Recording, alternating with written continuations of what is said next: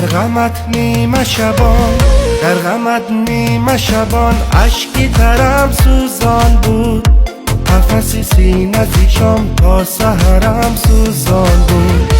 عالمی دوری زی تو، عالمی دوری زی تو، فکری سرم کرده غلام. در فراقی تو بسد فکر سرم سوزان بود. عالمی دوری زی تو، عالمی دوری زی تو، فکری سرم کرده غلام. در فراقی تو بسد فکر سرم سوزان بود.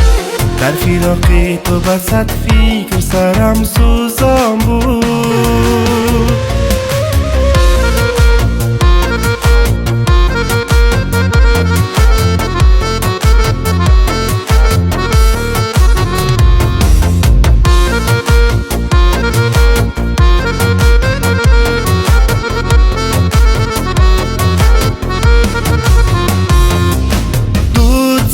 شانه من تا به فلک از علامت خیسته بود. در قدمت با مدرم سوزان بود، سوزان بود.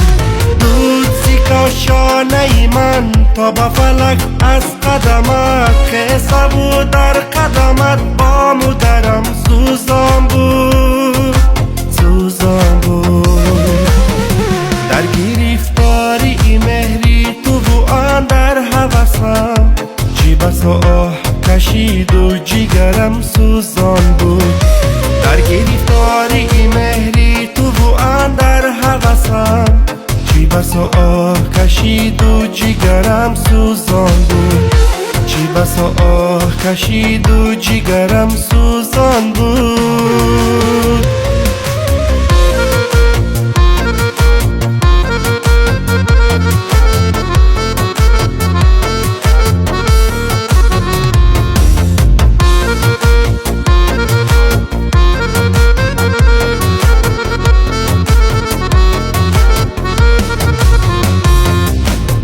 دل چو پروانه در آتش کده ای عشق اسیر گشته از شعله همه بال و پرم سوزان بود، سوزان بود.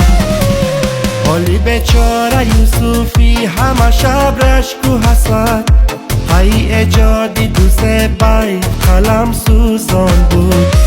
حالی بیچاره یوسفی همه شب رشک و حسد ای ایجادی دوست بیت قلم سوزان بود.